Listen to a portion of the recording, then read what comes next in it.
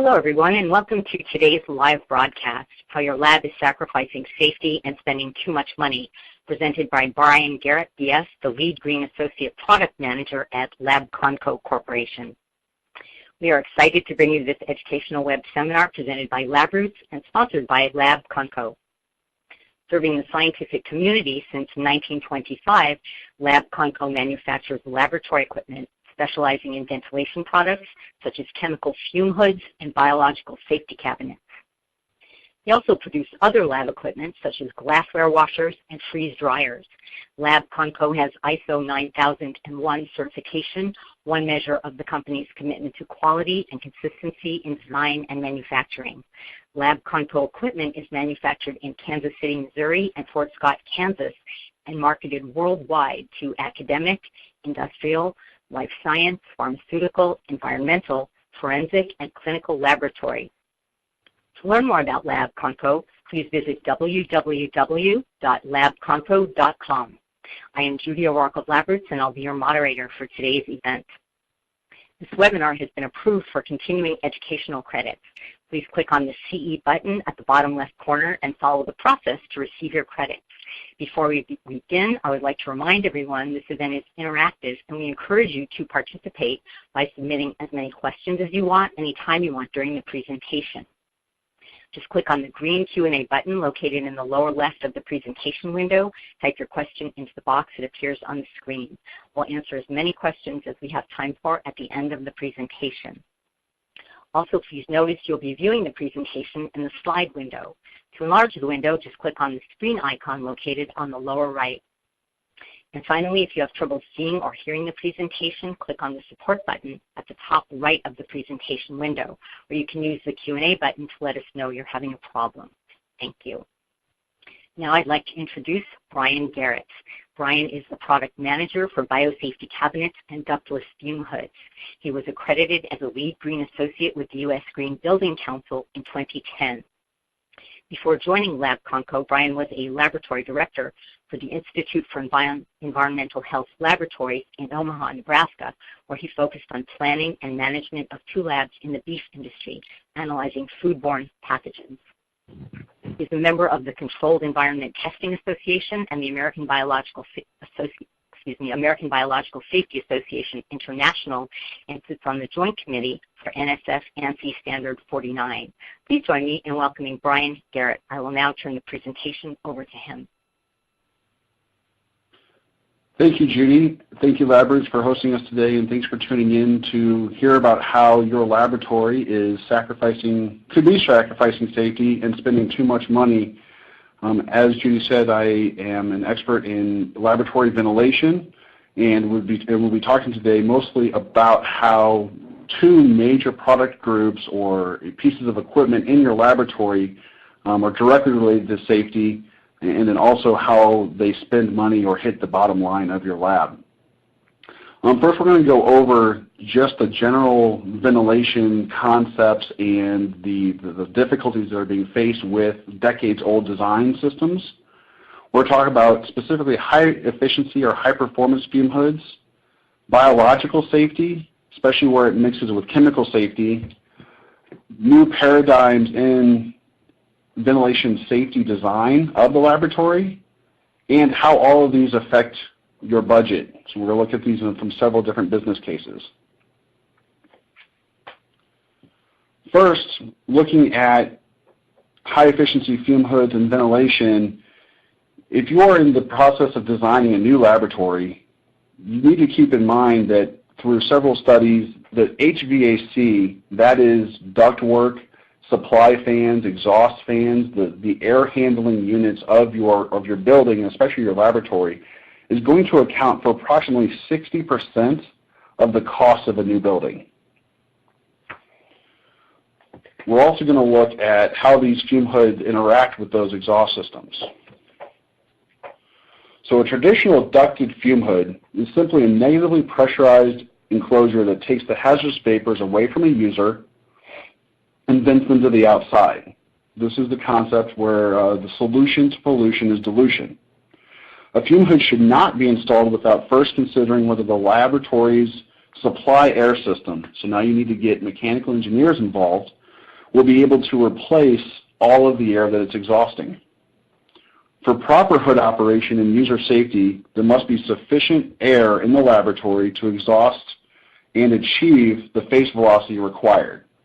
So on the slide, you see there are several terms here that we use. Face velocity is your linear speed. That is what is directly impacting the safety that the design of the hood or biosafety cabinet provides. Volume, or the volumetric rate of air moved, or the flow of air through a fume hood and then out of the building, this is where we get into the budgetary side of selecting proper ventilation in fume hoods. And they are directly related, where the size of the hood with the face velocity, or the speed of air, is equal to that volumetric rate. That exhausted air does cost money, as we'll talk about later in the presentation. We also need to understand the components of a fume hood system. You have the fume hood itself. Keep in mind the fume hood is nothing more than really just a box with a front opening and a hole in the top to move air through. You also have a work surface, a base cabinet, then you have the ductwork that connects the fume hood to the remote blower or air handling unit that's typically roof mounted or put in an engineering interstitial space. You also have to have an exhaust transition or termination. We call these weather caps, and they have to be open on the top so as not to re-entrain chemically contaminated or laden air back into either return systems or supply systems for the building or onto buildings next door. You also have to look at the ideal fume hood placement, and this again goes for any piece of equipment that moves air for safety, whether that's the safety of the operator or the safety or purity of the product being handled inside of the enclosure. We want to avoid hallways, windows, supply air sources, and other equipment that move air. Typically you want 3 to 6 inches between hoods, and you want them as far away from traffic ways, walkways, or any potential open windows as you can.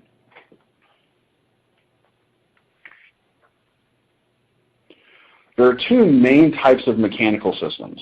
There's a constant air volume system, which is the most simple, and is really ideal for small laboratories or specialty applications. Those are applications that are very hazardous either to operators and personnel or to actual building materials.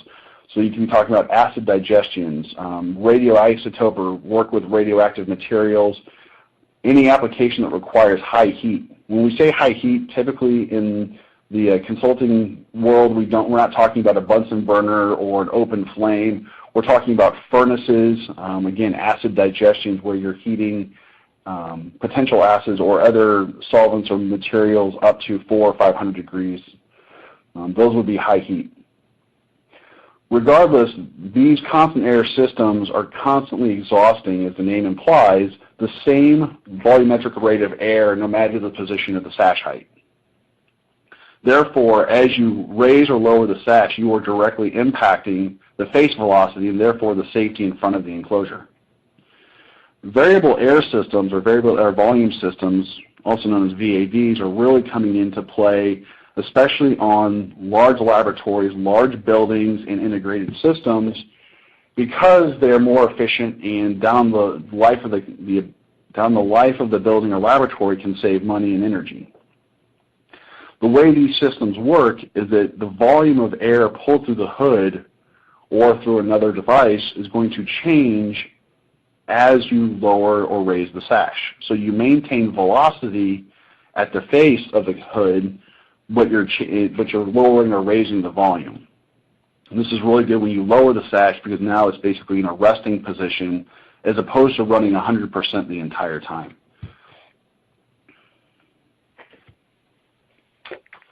Here you see what a fume hood installed with a variable air volume system looks like. It's the exact same hood, but there's a mechanical, electromechanical damper or valve installed above the hood. As the sash is raised to its maximum height, that valve would be completely open, allowing for the full maximum volume of airflow flowing through the hood. As you lower the sash all the way to a near closed position, you have a damper that will close with that position of the sash. And now instead of using a full, for purposes of an example, 1,000 CFM, you can reduce it down to 150 or even 200 CFM with that closed.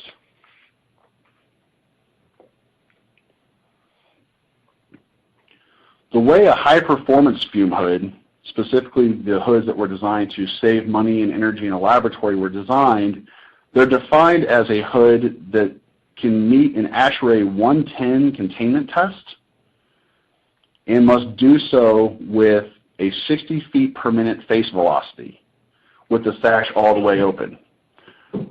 The majority of North America's safety recommendations require hoods to operate between 60 and 100 feet per minute face velocity. If you're in the state of California, you're required to be at a minimum of 100. So even though you have a high-performance fume hood that can contain, at the numbers we're talking about here, you still have to operate that hood at 100 feet per minute. So to manufacture or design a high-performance fume hood for safety, you have to meet a very stringent test at the hood's weakest point and most energy inefficient point. So meaning that you're exhausting the highest amount of airflow with the sash as wide open as possible, while also having a face velocity that's a lot lower than most people would primarily recommend.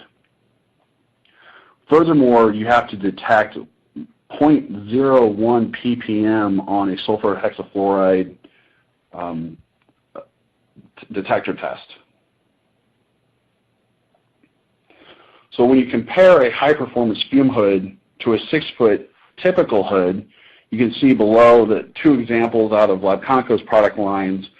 When operating for optimal savings, so you're now operating what a typical 6-foot hood would at 100 feet per minute, is going to give you 1,100 CFM of exhaust. And we're going to get into the numbers of this here momentarily. But a 6-foot high-performance fume hood will operate with the same level of safety, but at 450 CFM using 60 feet per minute. It's important to note here that every 150 CFM is equal to approximately 1 ton of air conditioning. And if you're designing, specifying, or budgeting for a new building or a retrofit, that 1 ton of air conditioning is going to cost roughly $2,000. So in this example, you have the savings of 650 CFM, which is equivalent to 4.3 tons, or $8,700 in air conditioning cost per hood. If you look at all the other pieces to install this, where you have heating, cooling, air exchange, ductwork, etc., it's closer to $16,000 per 6-foot hood. There are many institutions that have upwards of 1,000 to 1,500 fume hoods installed. By switching from a typical fume hood that was the general technology up until the middle of the 1990s into what is really now the prime of high-performance hood design, you're talking about savings of tens of millions of dollars.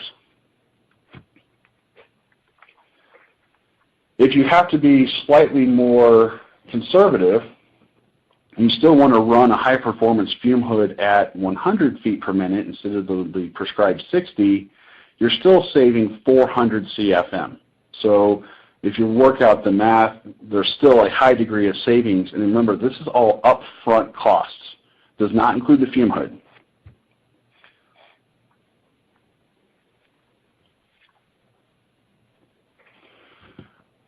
Going to the math of actual now lifetime savings, so if you calculate out the savings of just going to a lower flow fume hood, you can now also look at how much air you're going to exhaust or remove from the building and look at the different degrees of savings you have on that far right-hand column. So just going from a typical fume hood to a high-performance fume hood and operating them in the exact same manner is going to still give you improved safety because they're tested to a higher safety factor, and you're going to get lifetime energy savings, but it's going to be modest. If you have the capability of running that same high-performance fume hood at a reduced face velocity on a variable air system, you can now save over $100,000 per hood.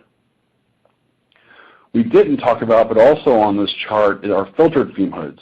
This is a higher designed hood that is not connected to ductwork. It uses high-grade carbon filtration technology and chemical detection, and you don't have to connect it to a mechanical system.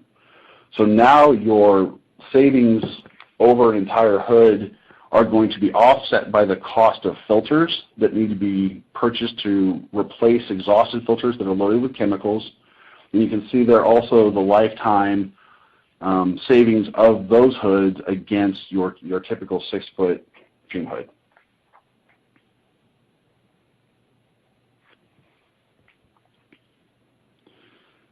Next, we're going to talk about biological safety, and the purpose of much of this material is actually going to be biological safety or contaminated combined with chemical safety, because that's where the biggest advances and movement of the industry is going. And we're going to look at the differences between the different Class II Biosafety Cabinets specifically, and then overall how laboratories can move to a more flexible design to reduce cost of ownership and in some cases increase safety. Here you see the Type A cabinets. These are the workhorses of the modern microbiological laboratory.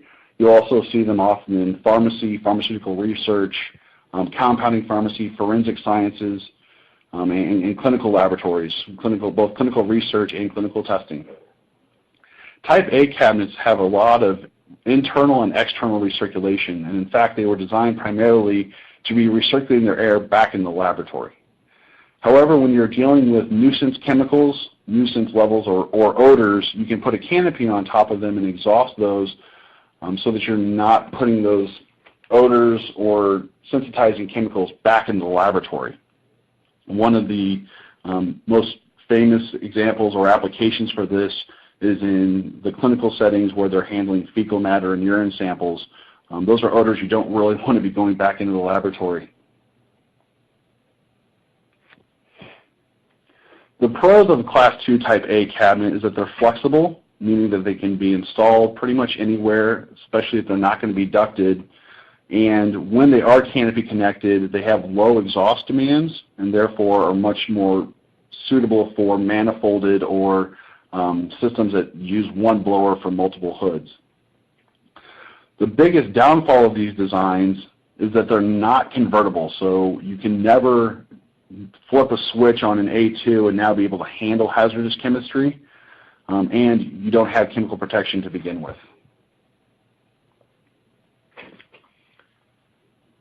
In the mid to early 1980s, a new biosafety cabinet was requested by NIH and in the safety community, where they wanted to have biological safety and also be able to handle hazardous chemistry. This really started originally with radioactive tagging of tissue samples, but then also moved into things like tuberculosis testing, where they do work with hazardous acid gases. Both of these cabinets, the Type Bs, are connected to an independent dedicated exhaust system. So it's great for providing that same chemical protection, kind of as a hybrid between a Class II bio cabinet and a chemical fume hood. However, because they're directly or have a hard connection to the exhaust system, they're a slave to their installation. They are not flexible. They consume a high amount of energy because they exhaust a lot of air, and like I said, they require a dedicated exhaust system, and that really ratchets up the demand on the facility and its infrastructure. However, as I said, they do offer that chemical protection by using single pass airflow. New to NSF and to the Class II Biological Safety Cabinet is the Class II Type C Biosafety Cabinet.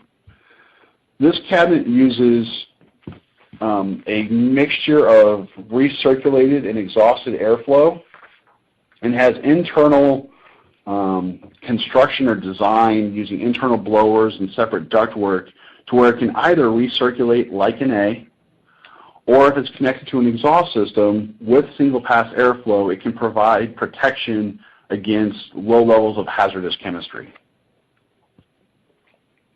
So it does provide chemical protection. It is flexible, I'll show in a moment how it reduces its cost of operation, and furthermore, this new cabinet offers safety during and beyond operational system failure.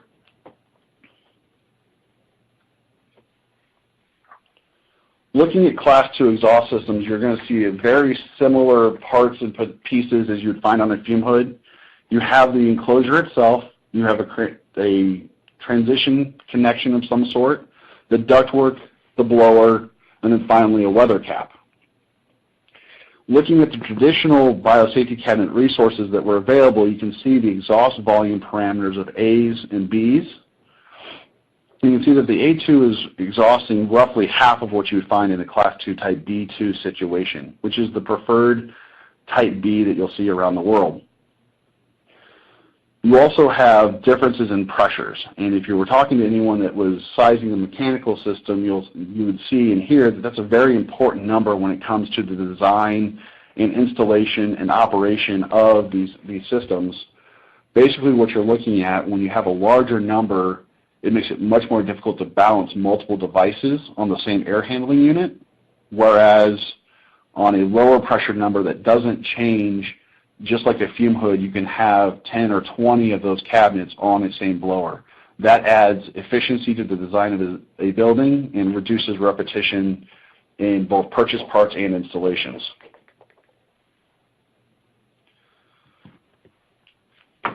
So we had queued up for you several videos going here forward, kind of talking about some of these differences in the design system. We're going to push out, or they've already pushed out, the videos for some of these. The first one is a video that talks about flexibility of the C1 and shows how simple and easy it is once you buy this cabinet to be able to change it from what we call an A mode to a B mode. And what that does is it offers a laboratory the ability to purchase one box, one cabinet, and be able to use it as the needs and designs of the cabinet change.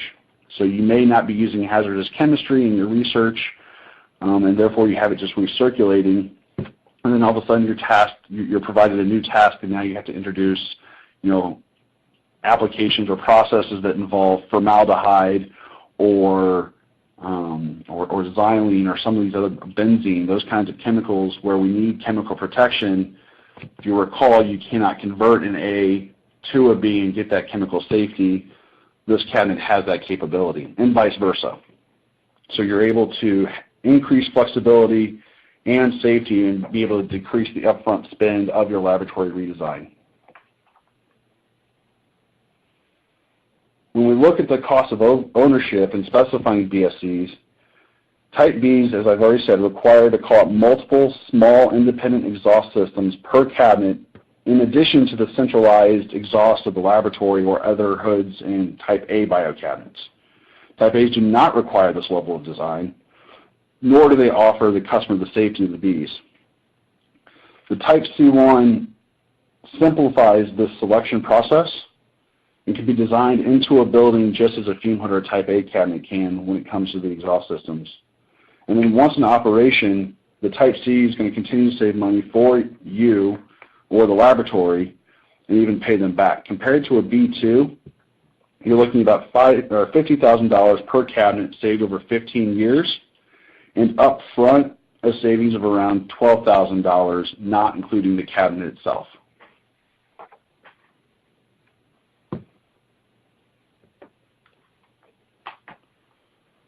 So in this next video, you'll see, if you take a chance to watch it, it shows how that chemical safety is achieved. By generating two internal but independent airflow systems within the cabinet, you're able to basically splice the air that's being moved and provide a single pass airflow for your chemical-laden air, which also makes it a lot easier for training users, and this is where the safety comes in for certain. If you're handling or you're providing training in how to safely handle biological agents and chemical agents in a Class II biosafety cabinet, looking at A2s first, the blue work surface indicates where you can use biological hazards but not chemical hazards.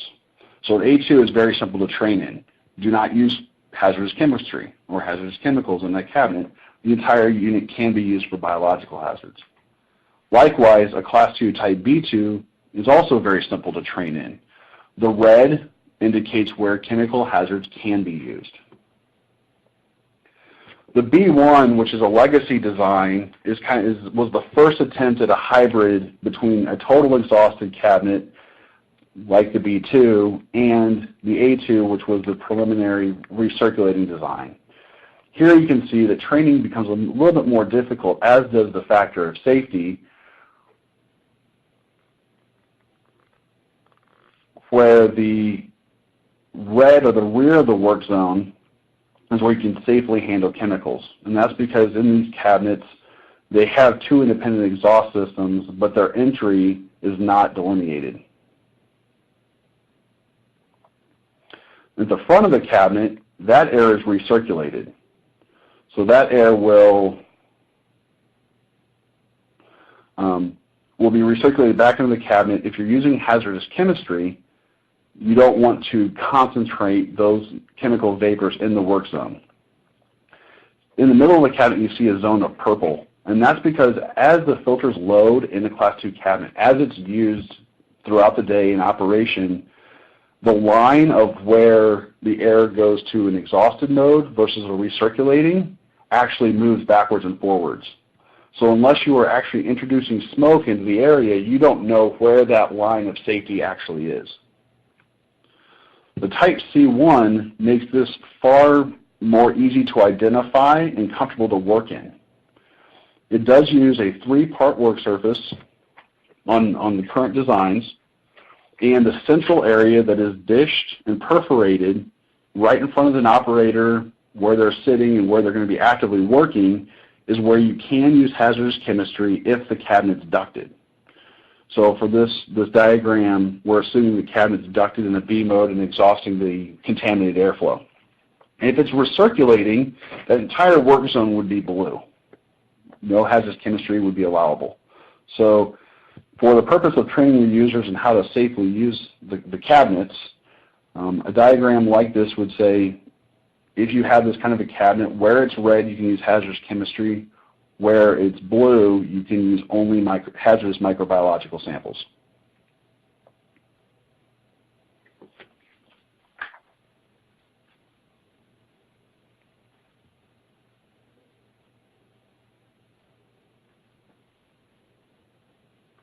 Portion in the center work surface.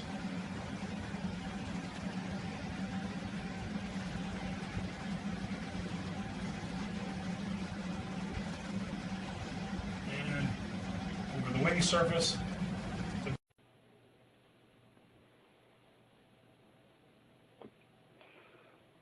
So in this video, you were able to see smoke introduced to the work surface or into the work zone and show the line of containment. In that central area, that smoke was contained and did not drift out to the edges. Or as opposed to the smoke that's introduced on the far edges would actually bleed back into the internal zone. What that's showing is the containment of that zone, that high velocity area that's providing that chemical protection. In the next video, you'll see a challenge where 30 liters per minute of vapor are produced above that chem zone, and what you want to look for is the lack of smoke leaving that area or out the front of the hood.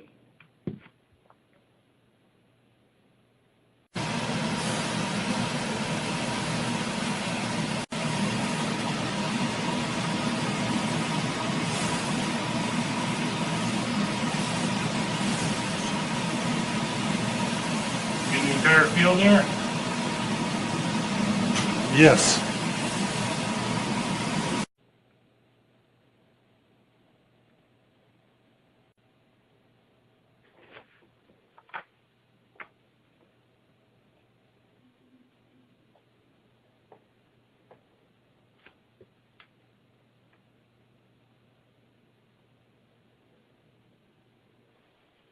This last video is actually looking at how the Axiom, or sorry, the Type C1 provides protection beyond chemical or beyond a system failure of the building. So say You have a microbiologist working in front of the cabinet. They've got hazardous biologicals and hazardous chemistry inside of the cabinet. For some of the other types of cabinets, if that exhaust system were to fail, say there's a blower on the roof, it throws a rod, the blower stops operating, they have to alarm within a set amount of time. And worst case scenario, your cabinet loses containment. Best case scenario, the cabinet just goes to dead air. And now safety is completely placed upon the shoulders of the operator in front of the cabinet. The Axiom, or the Type C1, seeks to improve that safety beyond that failure. So we're not talking about an electrical system failure where everything dies, but when the mechanical part fails, the Type C1 has the ability, following or pending a risk assessment, making sure that no other parts of the building's exhaust or safety are affected, to continue to operate and provide that same velocity of airflow through the front of the cabinet and the downflow, so still providing protection for your operator and your product in the work zone. Doing so actually allows you to write more specific emergency protocols for operators to maintain their safety. Oftentimes, if you look at the safety protocols during an emergency failure of a fume hood, the operators are told when the fume hood alarm goes off, they must exit the facility or exit the building, or the laboratory. Biosafety cabinet operators don't have that luxury. Oftentimes, they're dealing with chain of custody. They have to maintain assets, their biologicals, their samples, their organisms, whatever they're working with. Those infectious materials can't just be left in a dead air situation in a biological safety cabinet. So what this looks to do is provide an extra level of safety for them while they finish their work, finish their materials, wrap that up, and then maintain that chain of custody to get it to an incubator or a safe place before they themselves leave, all the while being protected.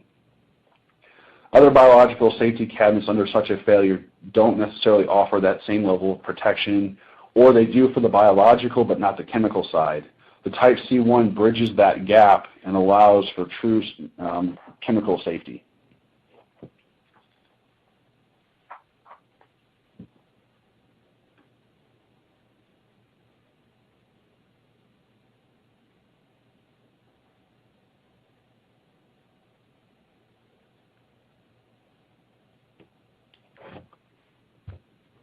So in summary, what we want to look at is what the Class II Type C1 BSC can do to harmonize both safety and cost savings.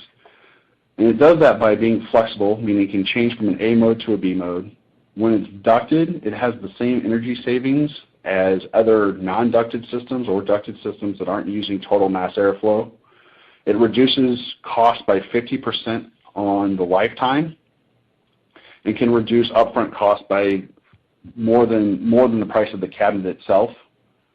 And then it also, for those of us that are dealing with risk assessment and determining calculations based on how much chemistry is safe chemistry versus hazardous chemistry, can I work with on the open bench, do I need a fume hood, all of those questions, the new C1 can actually simplify that selection process by providing a cabinet that can handle pretty much any chemical or biological hazard thrown at it that can based on materials of construction.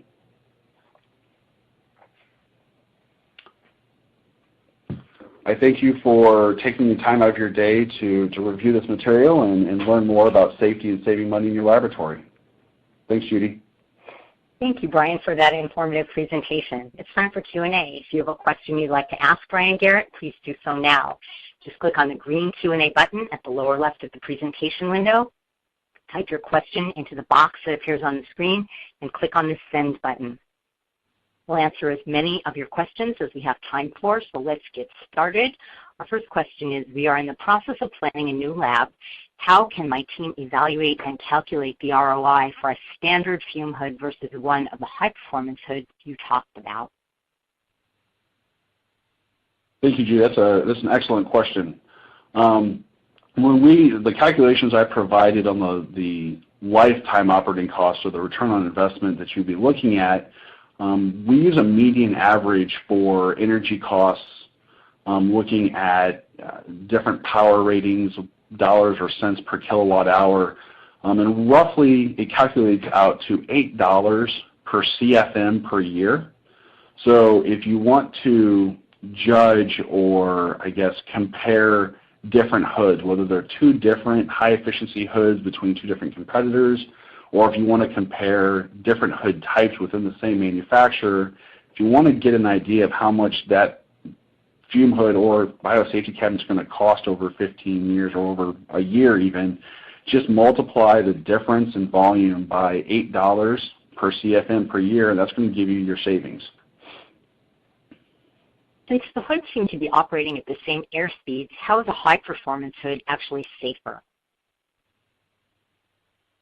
Oh, another fabulous question. So what we're looking at are methods and designs where the hoods are actually designed for more efficient air movement. So some designs utilize airfoils at the front of the hood that move airfoil through them in a cleaner manner, so you don't have to worry about just mass airflow. It's actually more of a laminar sweeping motion of air. In some cases, you have baffles that are slotted. The baffle being the back wall of the hood is slotted to promote even flow of air through the hood. There are a lot of small nuanced details that can get a hood to more efficiently move that airflow. And the more efficiently you move the air through an enclosure, the lower the velocity or volume can be, and you achieve the same level of safety. So while we do not advocate at all for the operating at hoods below 60 feet per minute, many of today's high-performance fume hoods meet the same safety criteria operated at 50 feet per minute or even 40 feet per minute. And what that shows is that should something catastrophic happen to the hood, the exhaust system, the ductwork, the damper, any of that, you have a high degree of safety that's built into the hood, even if you're operating at 100 feet per minute. You can now drop all the way down to 60, 50, 40, and still have some degree of safety that before you wouldn't have had on a typical fume hood. With limited grant money, what is in it for me and my lab to pay more for a convertible biosafety cabinet? Well, there's no question that the way a lot of laboratories are funded today make it far more difficult to buy the luxury or the convertible this or that. So when you're faced with limited money and you have to decide between purchasing equipment and paying people's salaries, your technicians, or paying for more critical consumable equipment, there's no doubt that there has to be some gauge there on what you can do. The best thing I recommend is looking not just at what you're going to be doing immediately for this study or the next study, but look 3, 4, 5, 10 years down the road and say to yourself, what do I plan on doing? What do I want to do with my science? Where can this possibly take me? And if there's going to be a mix of sciences, chemistry, and biology together anywhere down the road, significant savings can be had by purchasing a product that's going to survive 15 years and provide that flexibility. So what you're doing is, instead of delaying a cost down the line, the price of the biosafety cabinets, A's, B's, and C's, are all within a couple $1,000s of each other, but can cost as much as $10,000, $15,000. So you could buy an A now for $10,000, and then down the future, if you need a B, that may have to change, and now you're out another $15,000 with grant money that may or may not be there at that time. So what you're getting is flexibility and peace of mind that whatever hazards are going to creep into my laboratory, I'll be able to handle with something that has that flexibility. I would like to once again thank Brian Garrett for his presentation. Do you have any final comments? I don't believe so. I thank you all again for taking your time out of your day to spend with us. That's great. Well, thanks once again. I would also like to thank our sponsor, Labconco, for making today's educational webcast possible. This webinar has been approved for continuing educational credits. Please click on the CE button at the bottom left corner and follow the process to receive your credits. Before we go, I want to let everyone know that today's webcast will be available for on-demand viewing through December 29th, 2017. You'll receive an email from LabRoots letting you know when this webcast will be available for replay. Please share that announcement with your colleagues who may have missed today's live event. That is all for now. Thank you for joining us. We hope to see you again soon. Goodbye.